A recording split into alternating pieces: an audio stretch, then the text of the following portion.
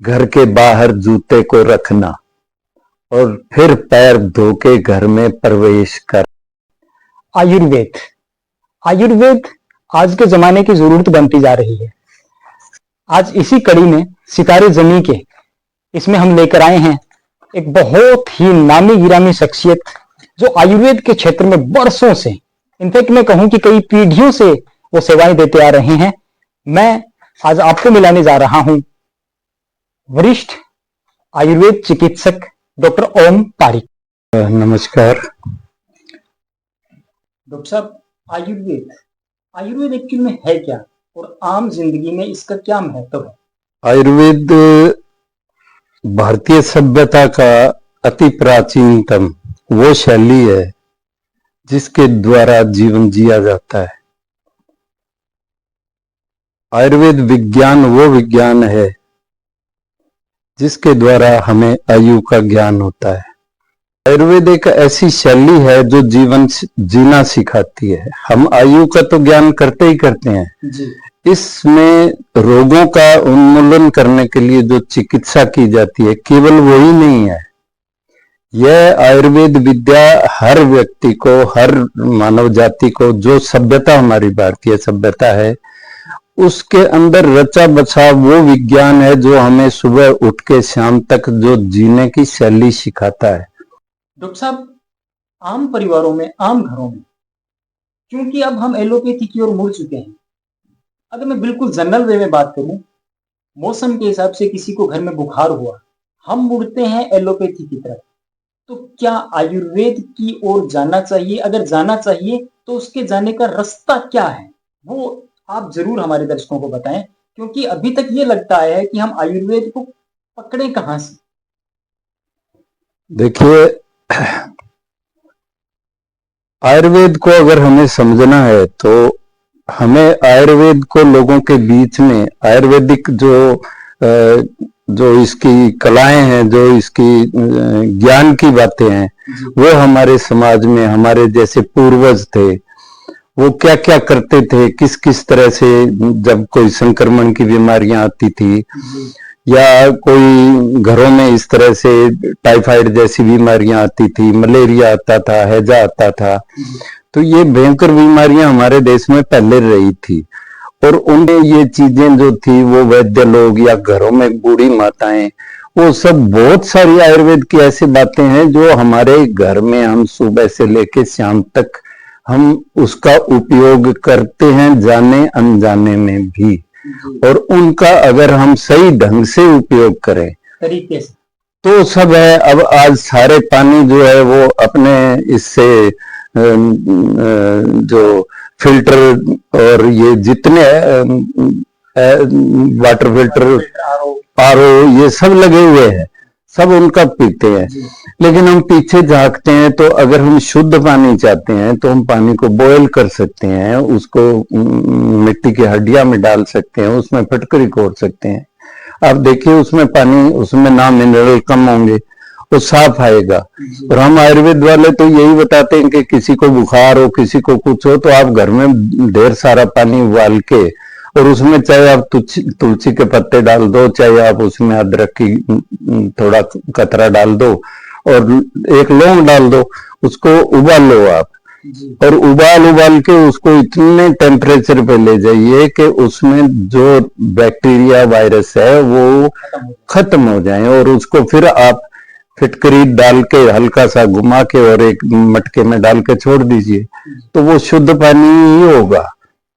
तो ये पानी यूज करने की बात है। हमारे बुजुर्ग हैं, जो भी बुजुर्ग हैं, माताएं, दादी माँ, उनके जो अपने नुस्खे हैं या अपने घर में जिस तरह से हर गांव में अलग अलग तरीके से अपने अपने तरीके से जो भी जड़ी बूटी नजदीक में मिलती है, ये मसाले जितने मिलते हैं, इनमें से कुछ छांट के ऐसी चीजें हैं जिनका आमतौर पे हर एक रची बसी ये चिकित्सा प्रणाली है हर एक के घरों में, गांव में, मनुष्यों में। तो जो चीज हम हमारे घर से जिस औषधि का उपयोग कर सकते हैं वही आयुर्वेद है। और उसमें बहुत सारे ऐसे काढ़ा कसाए, आप औषधियां, हरी जड़ी बूटियां, ऐसे पत्ते पौधे अब लाके उबाल के उनको पी सकते हैं और उनसे हमें बहुत अधिक रिलीफ मिलता है। क्योंकि प्रकृति ही एक ऐसी चीज है, उसी में हर बीमारी का इलाज है। हर चीज, खाने की चीज में हमें वो चीज मिलती है जो औषधि का रूप है। तो जिस तरह से आपने पूछा कि हम इसमें, मैं संक्षेप में बताता हूँ, बहुत बड़ी बात है ये, कि हम जैसे बनक्षा का काढ़ा पहले बोलते थे कि भी बनक्षा का काढ़ा आम आदमी नहीं जानता, गोजीबादी काढ़ा आम आदमी उसको नहीं जानता, लेकिन उसके जो घटक द्रव्य अंदर के वो सब जानते हैं, हर एक घर में जानते हैं। वासा से लेके तुलसी, अदरक, ये सब चीजें जानते हैं।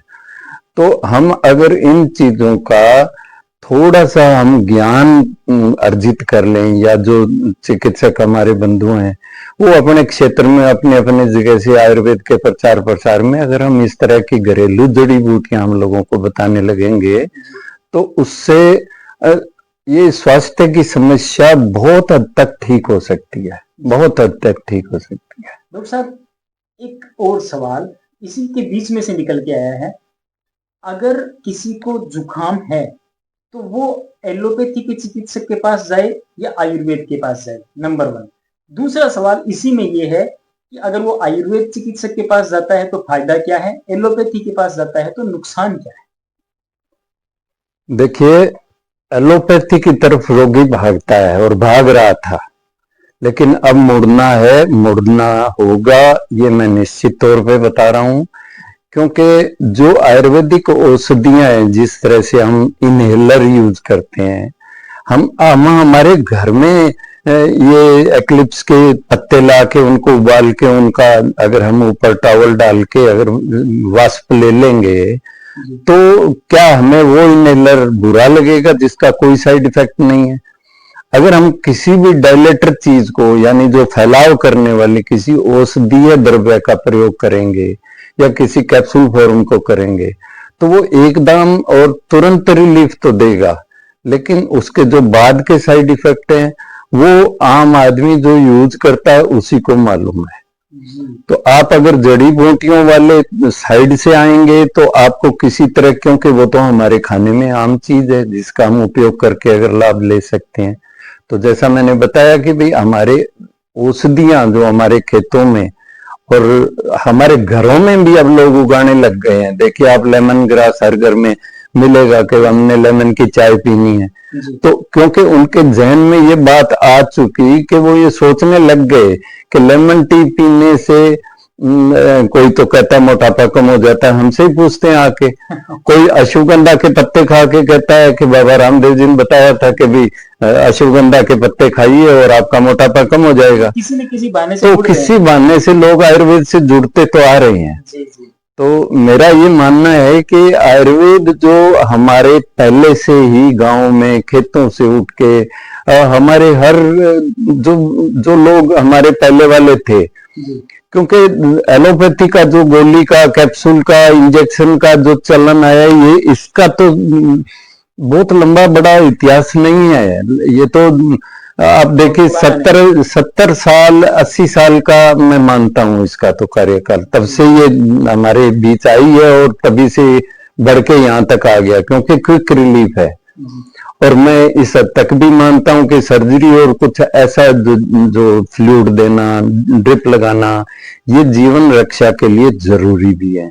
मैं कोई ये किसी पैथी की बुराई नहीं करता।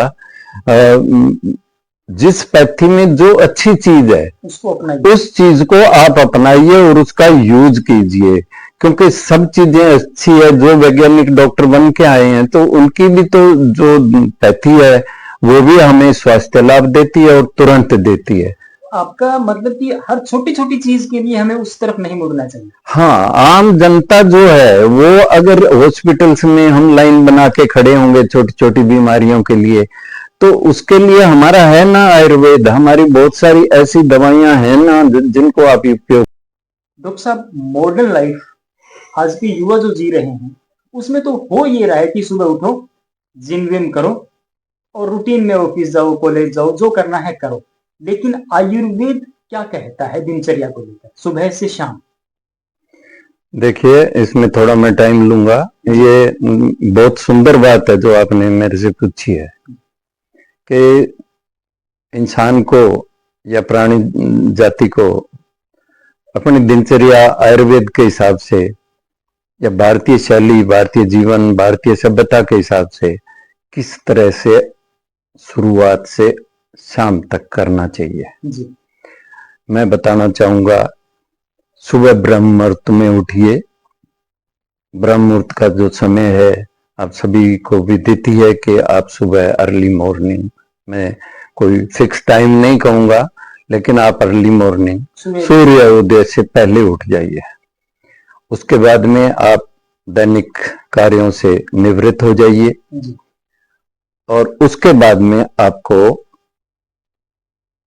योगाभ्यास करना है, ध्यान करना है।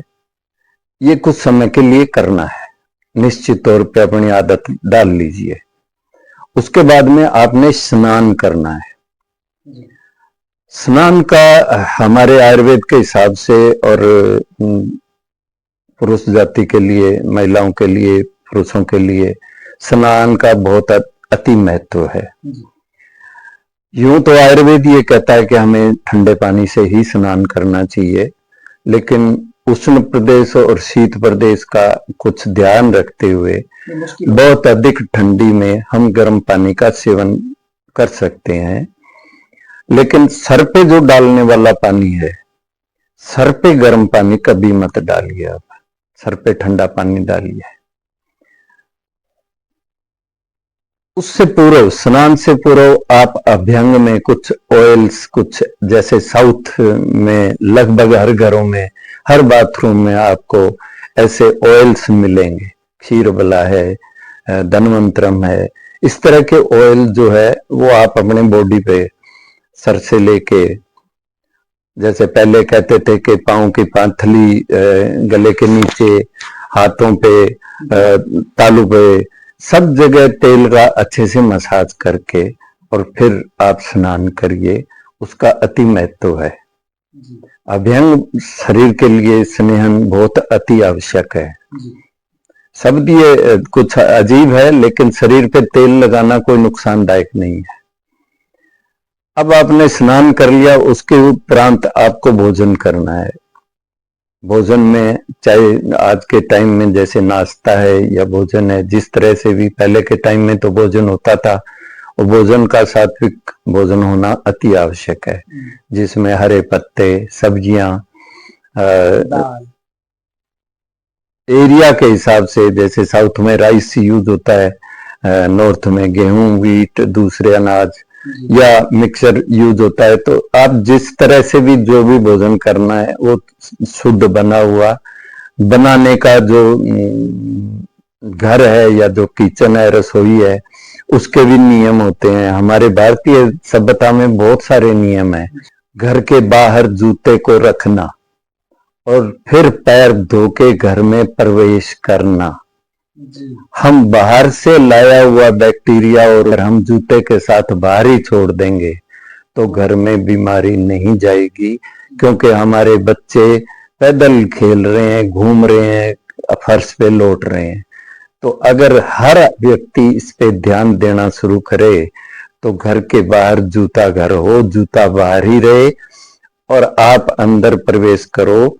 तो हो सकता है तो पैर धो के प्रवेश करो, अन्यथा आप अपने किसी चटाई पे उस पे अपने पैर घिस के अंदर जाओ। ये शुद्धता और ये जो चीज रखने की है, हमें ये चीज बताती है कि हमें ये चीजें हमारे लिए करनी है। इसके पीछे साइंटिफिक ये रीजन बहुत बड़े हैं इनके पीछे। जैसे घर में धूप जलाना, यज्ञ करना, माताएं अपने रसोई किचन के अंदर छोंक लगाती है तो उसमें भी वो चीजें डाल के पहले उसको धुआं निकाल के फिर वो उसमें डालती हैं, तो वो उसका भी एक साइंटिफिक रीजन है। तो ये बातें जो हैं वो उसके बाद में, स्नान के बाद आपने अच्छा सात्विक भोजन कर लिया, उसके उपरांत आपको सोना है कुछ देर के लिए। आप चाहे 15 मिनट के लिए आप सोइए और उस करवट में सोइए कि जहां से स्टोमक का खाना जो है वो आपसे इंटेस्टाइन की तरफ ड्यूोडेनम होता है वो आगे बढ़ता है, तो आप थोड़ी देर के लिए चाहे 5 मिनट के लिए भी उस करवट में रहें ताकि वो स्टोमक को अधिक ताकत ना लगानी सुबह का खाना खाने के बाद, सुबह के खाने के बाद। जी। उसके बाद में आप लिक्विड आप पूरे दिन अच्छे से जल दूध जो भी आप लेना चाहें, जूस फल जो भी वो आप ले सकते हैं। जी। शाम को 4 बजे 5 बजे आजकल जो ट्रेंड है चाय पीते हैं, चाय पीजिए या कोई आप दूसरी चीज को जूस ठंडाई जो भी हो वो आप ले सकते हैं, उसके साथ कुछ थोड़ा खाना खा सकते हैं। जी। इसी तरह रात का खाना है वो हल्का रखिए। शाम का खाना जो है वो आपको डिनर वो वक्त से समय से कर लेना चाहिए। आयुर्वेद के हिसाब से तो शाम को आपको 7 बजे से पहले भोजन आदि से निवृत्त होके आपको बेड पे जाना चाहिए, लेकिन अब काम की वजह से शॉप से भी बंदा लेट आता है, तो बहुत सारी ऐसी बातें हैं कि वो नहीं कर पाता।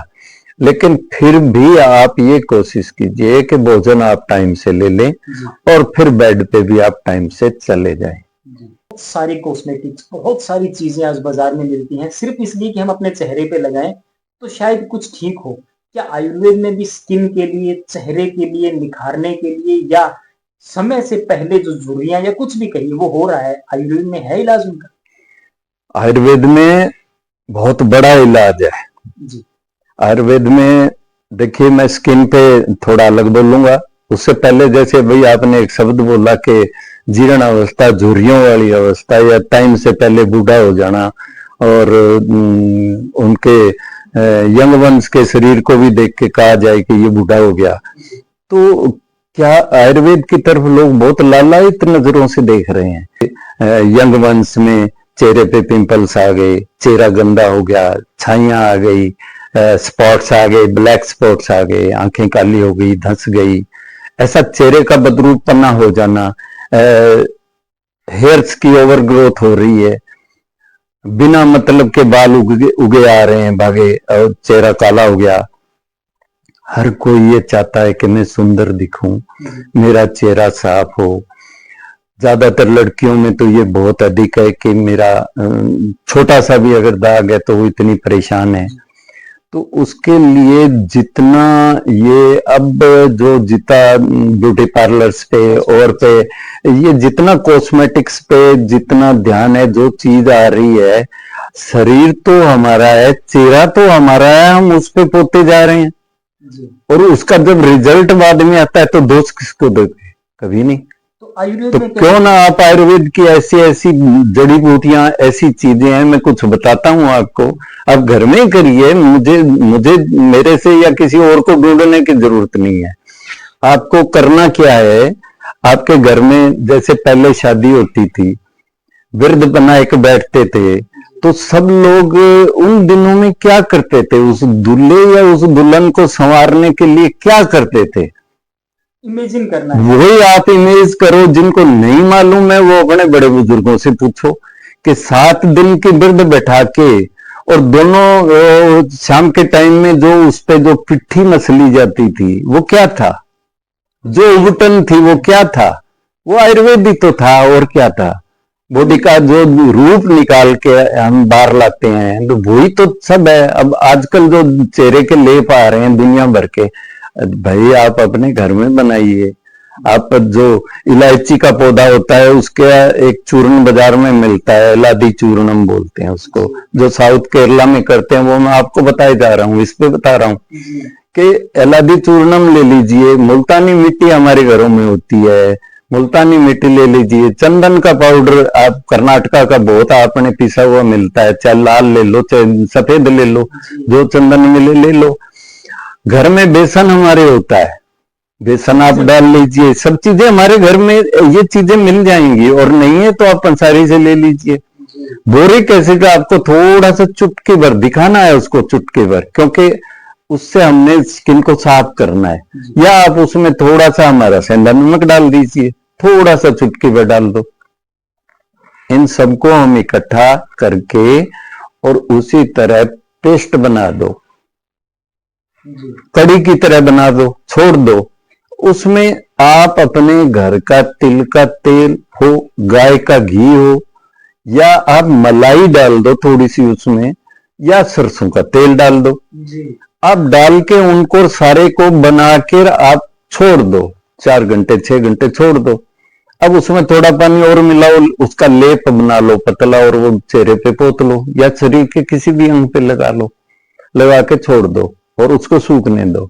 सूखने के बाद में फिर आप उसको फिर थोड़ा फुंवारा मारो और गीला कर लो, ऐसे 2-3 बार गीला कर लो, और फिर सुखा के आप वॉश कर लो। अपना टॉवल अलग रखो, उससे अपने चेहरे को साफ करो। और दिन आप में एक बार। दिन में एक बार बहुत है, आप 5-7 दिन के लगातार कीजिए, तो आपका चेहरा तो साफ हो ही जाएगा, पिंपल भी शांत हो जाएंगे। अब आयुर्वेद अपने आप में बहुत विशाल सब्जेक्ट है, बहुत बड़ा सब्जेक्ट है। हम जानते हैं, मेरे चैनल के सारे व्यूअर्स भी जानते हैं कि एक टाइम पीरियड में, एक इंटरव्यू में ये पॉसिबल नहीं है कि पूरे आयुर्वेद को कवर किया जाए। तो इसके लिए हमें आयुर्वेद का दूसरा अध्याय, पंचकर्म, योगा, इसके बारे में भी बात करेंगे हम अगले वीडियो में।